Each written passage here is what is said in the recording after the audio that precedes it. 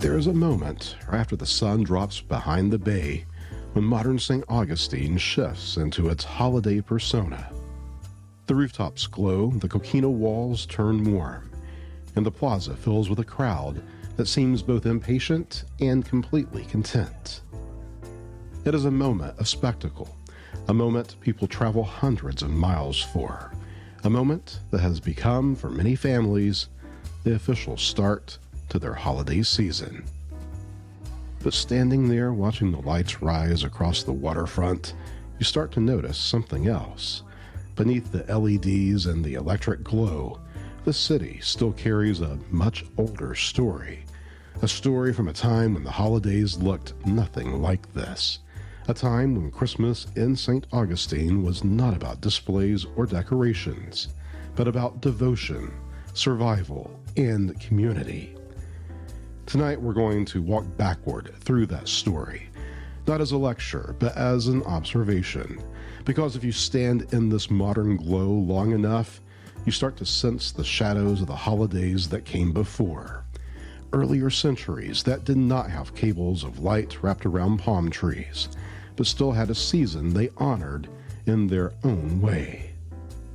This episode is about that season, about how the people of Colonial St. Augustine marked Christmas, long before the world arrived to watch the lights switch on.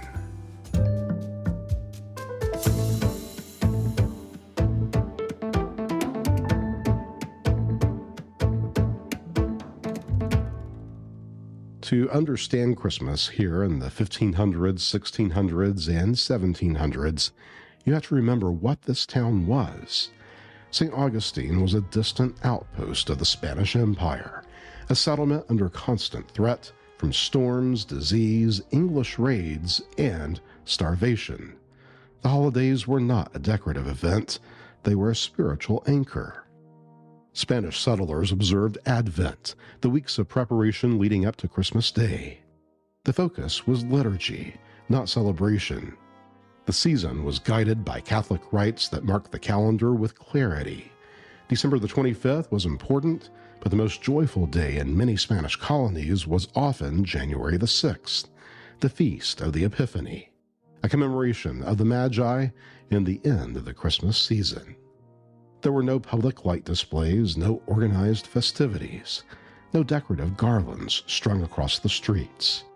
What existed instead was a series of community rituals centered around early chapels and open courtyards, long before the cathedral basilica stood in its current form.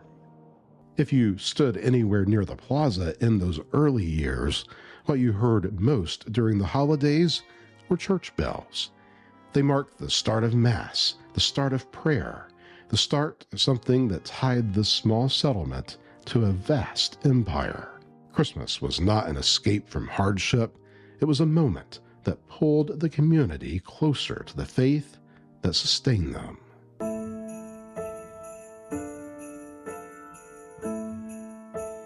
Modern visitors come to St. Augustine expecting holiday ornamentation, yet historically, there is nothing in the archival record to suggest the city decorated itself for Christmas in a public way. Spanish colonial Florida was a practical outpost. Supplies were restricted, trade was unreliable, even basic building materials were rationed. Resources were not used for decoration, they were used for survival. The city was walled, fortified, and under recurring threat from foreign powers. Decorative holidays simply were not a priority. Instead, homes relied on candles and oil lamps that were already part of daily life. The glow came from worship services, not from civic design. And yet, the absence of decoration did not diminish the sense of the season. The holidays were no less important. They were simply expressed through devotion, not display. When you stand on the bayfront today and watch the reflections of electric light on the water, it is tempting to imagine that colonial Christmas looked something like this. It didn't. The spectacle is modern. The tradition is older.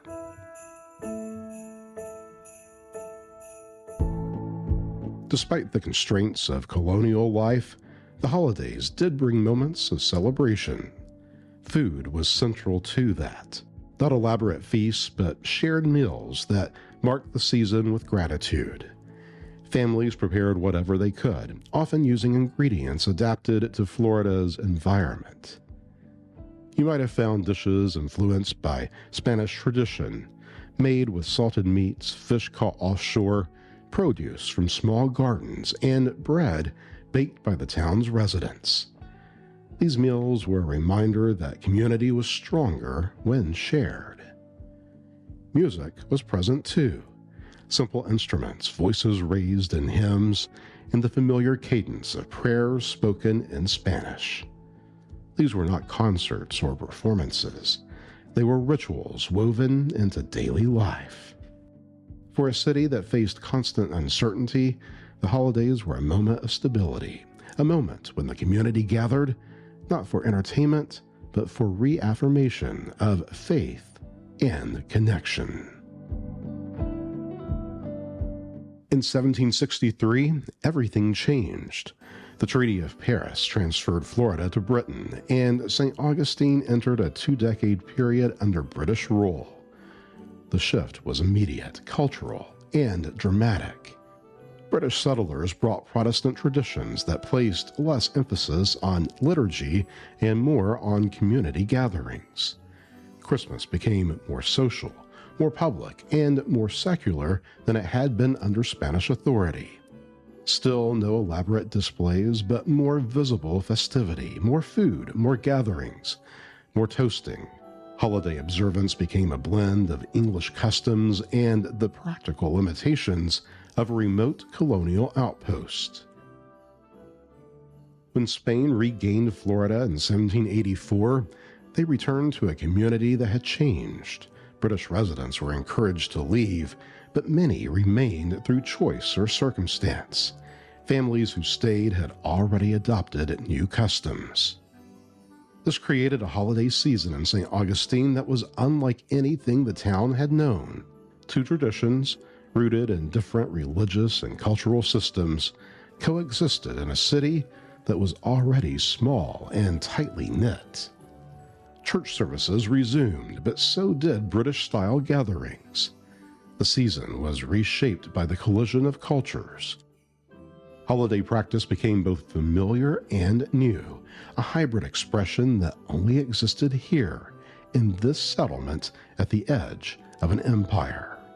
Standing in the plaza today, it's easy to overlook that complexity. The lights tell one story, the archives tell another.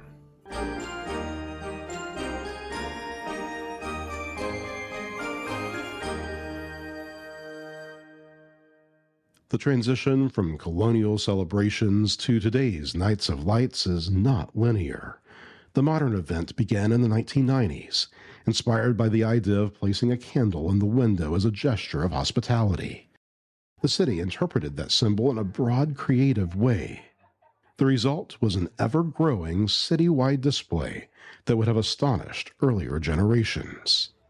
So after walking through the modern display, after tracing the story backward through centuries of Spanish devotion and British custom, you end up at a simple truth.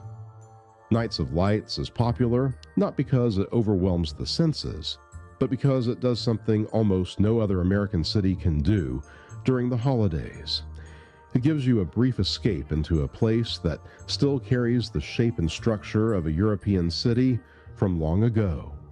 These narrow streets, the courtyards, the balconies, the stone walls, the plaza that anchors the entire experience.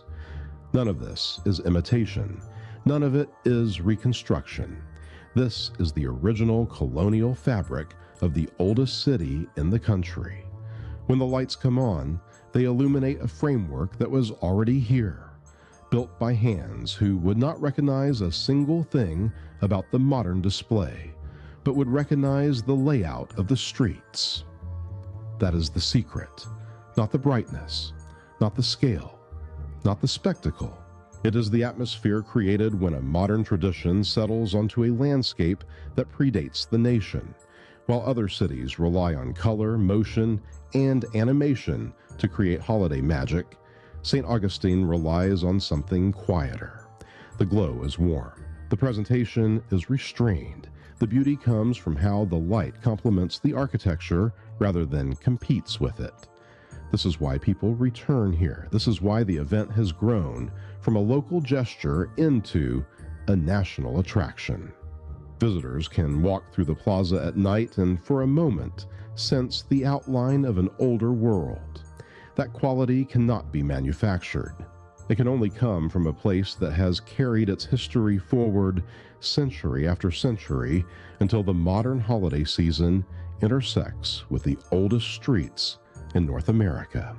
Nights of Lights may not be the flashiest display or the most extravagant, but its simplicity reveals the city in an honest way. The light does not transform St. Augustine. It reveals what has been here all along, and that is the reason this tradition endures. People are drawn to the softness, the history, the glow that settles over the ancient streets. They come here in search of holiday magic, and what they find is a city that has been marking seasons, gathering communities and creating moments of meaning for nearly 500 years. Nights of Lights continues that story in its own way, not through spectacle but through place, through a city that stands alone in the United States and welcomes the season with a quiet beauty that needs no embellishment.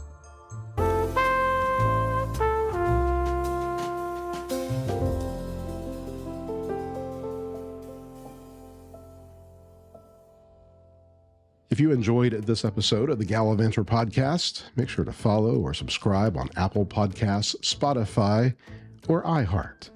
For more travel stories, head over to the ChadGallivanter YouTube channel and check out detailed show notes, including recommendations and information we did not have time for here at ChadGallivanter.com. As always, thank you so much for taking the time to gallivant with me. Wherever you go, take the story with you.